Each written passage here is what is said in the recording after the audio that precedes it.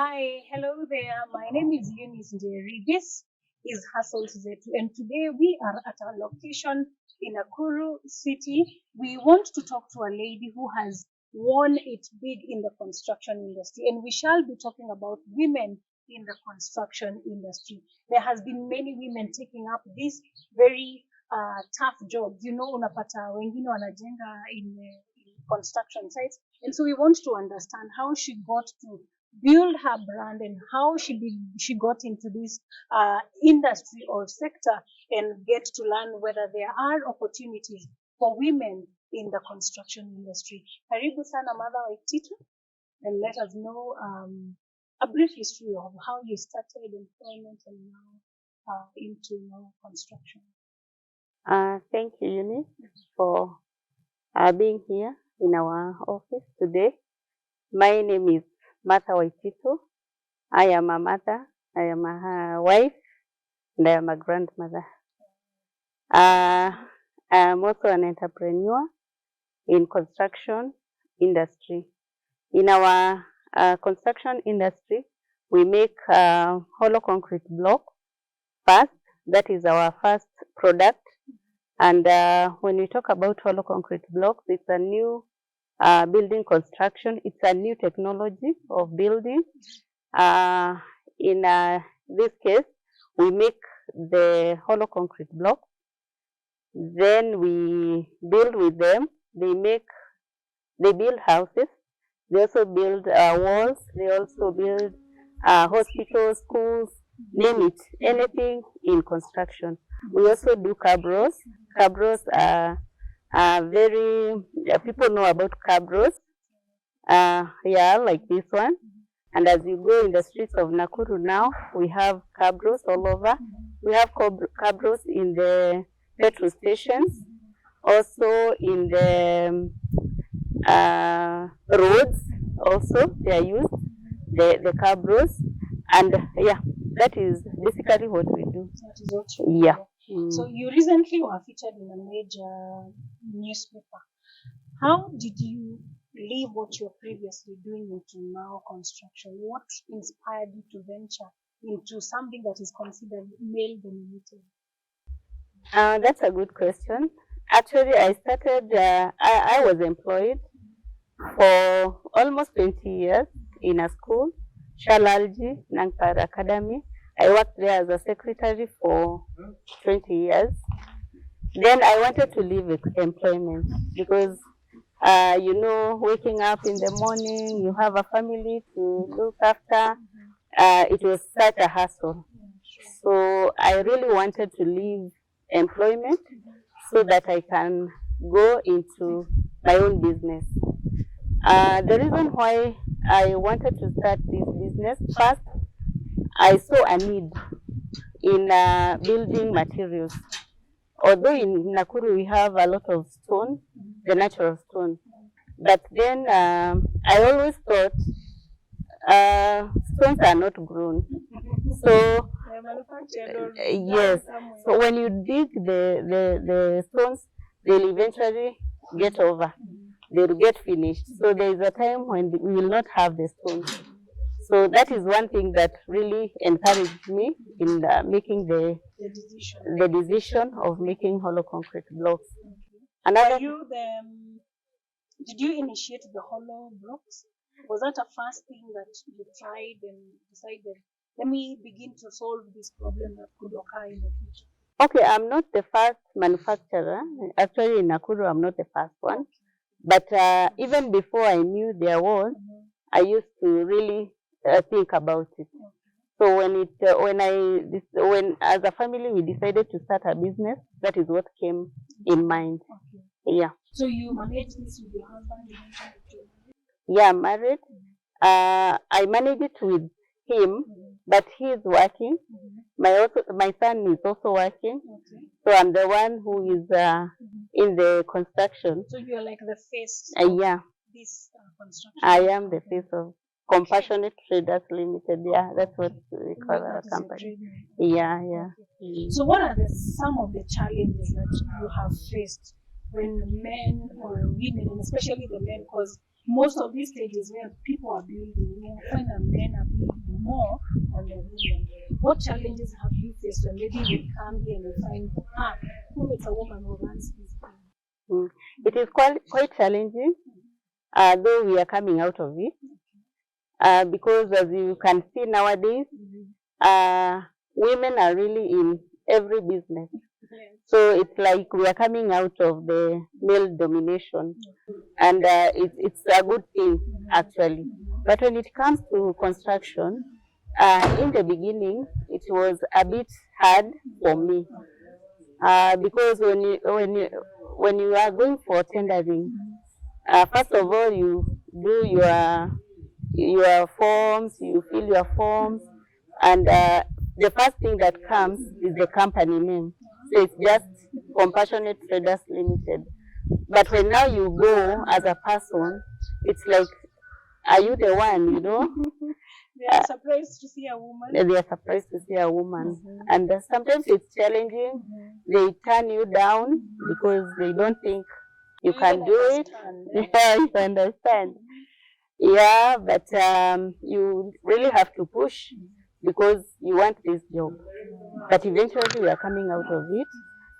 It's a bit challenging because, as I said, sometimes you go, you have taken your tender forms and they can see everything is okay. But when now I'm the one who is going now to take maybe the letter, it's like, are you sure you will do it?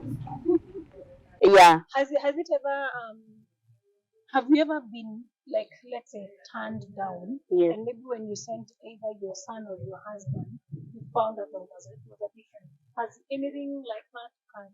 Okay, I have one. There's a time that I applied for a tender.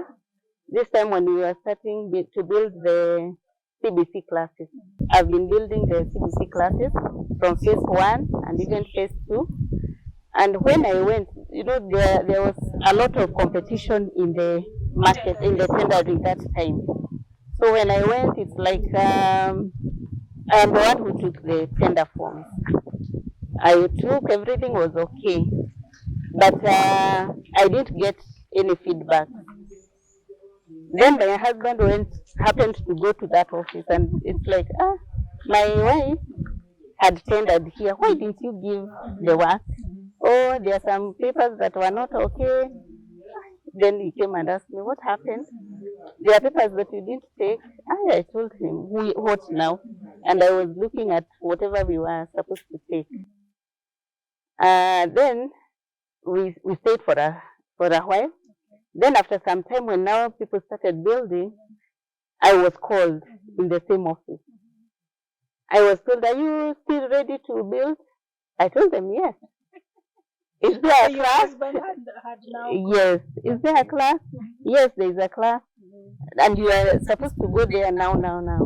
So that you can see. So when I went there, it's like the person who had taken the tender, who was given the tender, was not able to build because it was supposed to be built on top of another class, and it's like this person wondered how to go about it. Then I went, started, and within a very short time, actually I was the first person to finish a first class in the first phase of CBC in Nakuru. Yeah. Well, now that is the county government school. It's the national government that gave out the classes, the CBC classes. Okay. Yes. Okay. Now, what do you think of, in my other business, I find a lot of women in construction, you know, they either hanging the mawe and stuff. What do you think this is something that you'd encourage women today, maybe stay at home moms who are jobless, to be able to go into construction sites and look for work? It's a good thing. Like when we are building, as I said, we do our blocks here in the site. Then we take them in the construction site. We cannot work without ladies in the manual work. In the manual work. Yes, we do. Every time we have a site to build, we have women. And even like now, you can see the lady here in the site. When we are doing our work here, she's there. She's pulling the trolley. she's arranging the blocks, she's watering the blocks. So women are everywhere. And when we are also building in the sites, they are there. Because people have known that what a man can do, a woman can also do. And it has been very real, even in the construction industry. Nafikiri ni zile siku za kazi ni kazi, you know, instead of borrow money or even go hungry, because you'll find that maybe women with children, maybe they do not have a sole provider, are the ones who are taking up such jobs. Sure. So you have mentioned that you also build homes. So do you construct residential houses? What is your scope of work? Actually, our company constructs everything. Because one, we are registered with the NCA, that is the National Construction Authority. We have a certificate with them. We are qualified contractors. So even if you have a story building, we will do it. A hospital, a school, a home, we can do anything. Yes. Yes. Wow, and women now are taking up such jobs. Do you think these qualifications, like if somebody has no prior training or any skill and they need to enlist their company with the National Construction Authority, how does one go about it, and what do they look for in terms of skills that one has for them to be able to apply that certificate? One, it's good to know that when you are a contractor, like now I'm a contractor, but I'm not the one who builds. I have the knowledge. I know what is supposed to be done. Can you like direct a ground from ground Yes. up, a building from ground up all the way to Yes. finishing? Yes. Okay. And sometimes you learn when you are working. So there are these things that you learn. Yeah, you learn on the job. And you have to work with everybody. We work with a team because they are fundis, they are manual workers. We have foremen. We have people who do welding. We have painters. So you see, when you are a contractor, you work with everybody. So there's no problem that I'll not be given work because I'm the one who is doing it myself. So we do it as a team. But when it comes now to the certificates, one, you have to have a registered company. When you have a registered company, it's what you want to do. Like doctors, they are given a practicing certificate. So even here they give one. Yes. So if you want to go on that line, you have to register, and there are things that they want to know. Do you have a person who is knowledgeable or who has a certificate on the same? So that is very, very important. So in my team, I have a qualified mason. I have a qualified foreman, so that when you take your papers to the national NCA, they see all that. Otherwise, you So cannot those are be given. the requirements. Yes. You have to have a qualified foreman Yes. and a qualified Mason. Okay. Yes. Now the rest now you can now outsource it. Yes. Say you're building a block, the plumbers, Yes. the electricians. Okay. And we also take the best. Yes. Wow. Yes. Wow. Have you seen any challenges in these construction sites where maybe you feel like we have both male and female that, I don't know, some level of bias? Do you think women have faced, do you think they face any bias in construction sites? Especially with the manual work, with the heavy lifting and all that. Okay, sometimes it's hard because lifting a block and all that is not easy. Pushing a wheelbarrow is not also easy. Using the spade is not easy. So we start by giving them easy work or light duties. Like now, fetching water, watering the concrete, all that. We start there. Then there are people who want to lift the stone, and you cannot refuse them. You know, I've actually seen that in a session. I was like, wow, yes, and they do it so well. So eventually, there are people who even learn how to do steel work. They work with the fundi on steel work, the chuma. They do it. and also koroga, and you know it's very, very hard. Yes, it is very tedious. There are ladies who come out and they do it so well. And actually, without a lady in the site, sometimes you don't feel good. Because with them, they push it. They want to work. Not like men, sometimes they want to lazy around. But women really want to work. So it is very encouraging. Yes. Wow, so tell us about the future of construction, especially women in the construction industry. Where do you think, as now our city is growing, Nakuru is growing, how do you think this industry is going to be providing employment? One, construction is all over. Like now, you can see so many people are buying plots, and eventually they will build. They might not build now, but they will build.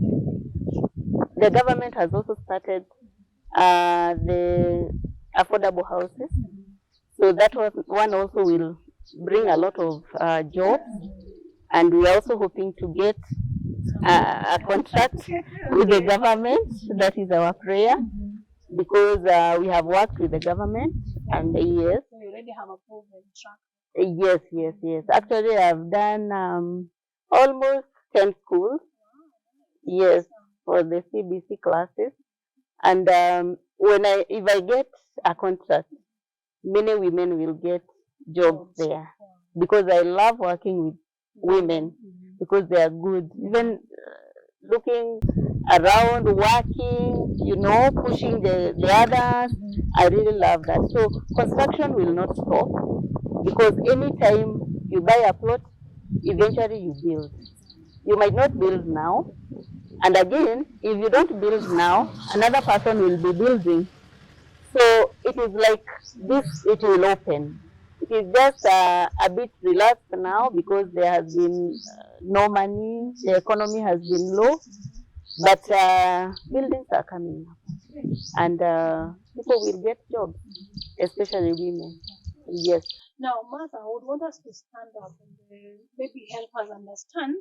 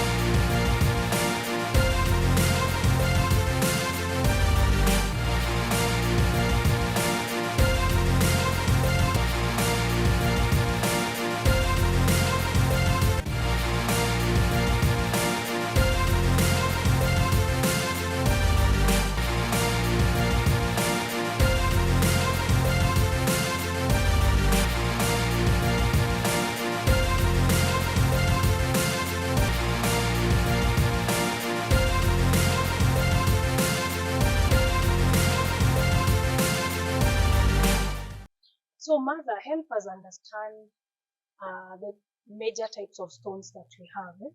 This one, zile za quarry, na zile zingine za machine cut stones.